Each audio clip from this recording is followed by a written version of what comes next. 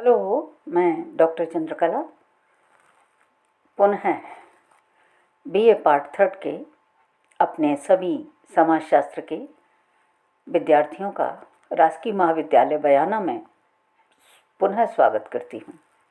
तो बच्चों, आज हम कल जिस टॉपिक पर चर्चा कर चुके हैं उसी टॉपिक को आगे बढ़ाते हैं और आज चर्चा करेंगे हम आधुनिकता की गत्यात्मकता अर्थात डायनामिज्म ऑफ मॉडर्निटी। ठीक है, चलिए टॉपिक को शुरू करते हैं। गिडेंस ने आधुनिकता को एक समाज का एक स्थिर प्रतिमान न मानते हुए इसे एक गतिशील तथ्य के रूप में स्पष्ट किया है। यानी ये प्रतिमान कैसा है? स्थायी नहीं है, ये कैसा है? डायनामिक है, गत्यात्मक है। ठीक है, उनका विचार है कि आधुनिक समाज पूर्व आधुनिक समाजों से अनेक अर्थों में भिन्न है, लेकिन इसकी सबसे मुख्य विशेषता पूर्व आधुनिक समाजों की तुलना में कहीं अधिक गतिशील होना है। आधुनिक समाजों में परिवर्तन की गति और तीव्रता बहुत अधिक होने के साथ ही इसका क्षेत्र भी बहुत व्यापक है। गिडेंस के अनुसार आधुनिकता के गत्यात्मक पक्षों को हम 3 मुख्य आधारों की सहायता से समझ सकते हैं। तो बच्चों, हम उन्हीं तीनों पक्षों का इस समय आपके समक्ष प्रकाश डालते हैं उन पर। पहला है समय तथा स्थान की पृथकता, दूसरा है सामाजिक व्यवस्था से अलगाव और तीसरा है परावर्तितता पर आधारित मानसिकता। चलिए अब इन तीनों को समझते हैं। पहला देखते हैं, समय तथा स्थान की पृथकता। गिडेंस के अनुसार पूर्व आधुनिक समाजों में समय व स्थान एक दूसरे से संबंधित थे। इसका तात्पर्य है कि लोगों की विभिन्न गतिविधियों का स्थान अथवा क्षेत्र उनकी शारीरिक उपस्थिति से संबंधित था, जिसके फलस्वरूप प्रत्येक व्यक्ति का स्थान निश्चित होता था। आधुनिक समाजों में प्रौद्योगिक विकास के फलस्वरूप लोगों की क्रियाओं और विभिन्न गतिविधियों के क्षेत्रों का तेजी से विस्तार होने लगा। इसी तरह पूर्व आधुनिक समाजों में समय के निर्धारण का उतना महत्व नहीं था जितना महत्व आज के आधुनिक समाजों में हमें देखने को मिलता है। आधुनिक समाजों में समय का मानकीकरण होने के साथ ही इसका वैश्वीकरण भी हो रहा है। इसके फलस्वरूप व्यक्ति अपने चारों ओर की दशाओं में बहुत अधिक लोगों के साथ कम समय में ही संबंध स्थापित करने में सक्षम हो गया है। समय तथा क्षेत्र के बीच होने वाली यह पृथकता आधुनिकता के लिए इसलिए महत्वपूर्ण है कि इसके कारण अधिकारी तंत्र तथा राष्ट्र राज्य जैसे तार्किक संगठनों में वृद्धि हो जाने से स्थानीय और वैश्विक मामले एक दूसरे से जुड़ गए।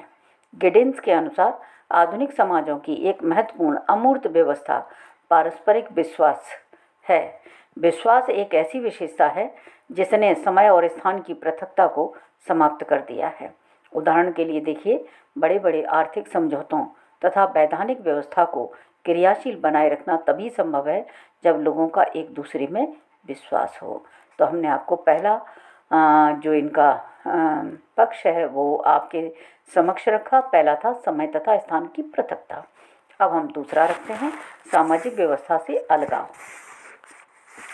इसमें क्या है? पूर्व आधुनिक समाजों में विभिन्न सामाजिक संस्थाएं जैसे परिवार है, नातेदारी है, शिक्षा तथा राजनीति स्थानीय समाज के अभिन्न अंग थे।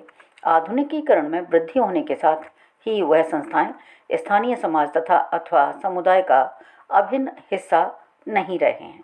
गिडेंस ने सामाजिक व्यवस्था से अलगाव की दशा को इसकी 2 क्रियाविधियों को भिन्नता के आधार पर स्पष्ट किया है। इन क्रियाविधियों को उन्होंने प्रतीकात्मक पदार्थ तथा विशेषज्ञ व्यवस्था का नाम दिया है। पहला क्या है? प्रतीकात्मक पदार्थ। दूसरा क्या है? विशेषज्ञ व्यवस्था। प्रतीकात्मक पदार्थ विनिमय के वे माध्यम हैं जिनका उपयोग व्यक्तियों तथा विभिन्न संगठनों के द्वारा किया जाता है। इसका सबसे अच्छा उदाहरण द्रव्य है, जिसने समय और स्थान की पृथकता को समाप्त कर दिया। द्रव्य की सहायता से जो लोग समय और क्षेत्र के दृष्टिकोण से हमसे बहुत पृथक हैं, उनके साथ ही हम किसी भी तरह के सौदे कर सकते हैं। उदाहरण के लिए, क्षेत्र के आधार पर अमेरिकन डॉलर तथा भारतीय रुपये की प्रकृति एक दूसरे से भिन्न है, लेकिन इन दोनों के द्वारा कितने भी बड़े आर्थिक सौदे किए जा सकते हैं। दूसरे शब्दों में आप देखिए, प्रतीकात्मक पदार्थों के द्वारा स्थानीय समुदायों से बाहर निकलकर भी नए तरह के आर्थिक और सामाजिक संबंध स्थापित किए जा सकते हैं। समय व स्थान की पृथकता को कम करने वाली दूसरी क्रियाविधि विशेषज्ञ व्यवस्था है। आधुनिकता से पहले की सामाजिक व्यवस्था में अधिकांश कार्य परंपराओं तथा मौखिक नियमों के आधार पर हुआ करते थे। ठीक है, इतनी बात आपको समझ आई।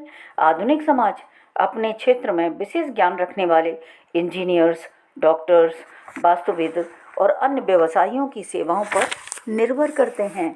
यहाँ तक कि हमारे घर और रसोई की साज सज्जा भी अब विशेषज्ञों की सेवाओं से ही संबंधित होती जा रही हैं। गिडिंस ने स्पष्ट किया कि आधुनिक समाज में समय व स्थान की पृथकता तथा इन्हें एक दूसरे से अलग करने वाली क्रिया विधियों पर परस्पर निर्भर होती हैं ये।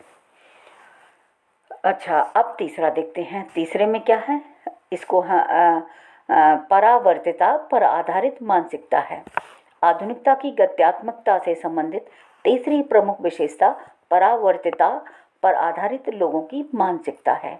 इसका संबंध एक ऐसी दशा से है जिसके अंतर्गत विभिन्न मानवीय व्यवहारों तथा सामाजिक घटनाओं से संबंधित सूचनाओं के संदर्भ में लोग अपने सामाजिक व्यवहारों का पुनर्परीक्षण करके उनमें परिवर्तन करते रहते हैं। आधुनिक जगत में प्रत्येक क्रिया, प्रत्येक व्यवहार तथा प्रत्येक घटना पुनर्विचार की मानसिकता के अधीन है, जिसके फलस्वरूप आधुनिक समाजों में एक व्यापक अनिश्चितता आपको देखने को मिलेगी। ठीक है, आज जो आधुनिक है कल वही परंपरागत हो दिखेगा और रूढ़िवादी हो जाएगा। आधुनिक समाज परावर्तिता की एक ऐसी प्रक्रिया से गुजर रहा है जो वैयक्तिक जीवन से लेकर विभिन्न संस्थाओं तक में व्याप्त है। इसी के फलस्वरूप विभिन्न आधुनिक व्यवस्थाओं तथा सामाजिक संगठनों की रचना और पुनर्रचना की प्रक्रिया लगातार चलती रहती है। इस संदर्भ में परावर्तिता की प्रकृति को स्पष्ट करते हुए गिडिंस ने लिखा है कि परावर्तिता का संबंध उस ज्ञान के नियमित उपयोग से है जिसे विभिन्न संस्थाओं तथा व्यक्तियों द्वारा समाज को पुनः संगठित करने अथवा परिवर्तित करने के लिए उपयोग में लाया जाता है। जब बड़े बड़े संगठनों द्वारा बाजार का सर्वेक्षण कराया जाता है, समझ आ रहा है ना, बड़े बड़े संगठन, बड़ी बड़ी कंपनीज बाजार का सर्वेक्षण कराती हैं, सर्वे कराती हैं और किसी व्यक्ति या कंपनी को अपने उत्पादों की बिक्री बढ़ाने के लिए नए नए सुझाव देते हैं अथवा जनसंचार के साधनों तथा विज्ञापनों द्वारा व्यक्तियों को अपने व्यवहार के तरीकों में परिवर्तन करने के लिए प्रोत्साहित करते हैं। तो यह स्थितियाँ कैसी होती हैं? इन्हीं को हम क्या कहते हैं? परावर्तिता की दशा माना जाता है। यही चीज़ें परावर्तिता की दशा को स्पष्ट करती हैं। ठीक है, तो इसमें मैंने आपको क्या बताया? मैंने बताया आपको कि आधुनिकता की गत्यात्मकता क्या है और वो मैंने 3 पक्ष आपके समक्ष रख करके इसको उजागर किया है, इसको स्पष्ट करने का प्रयास किया है।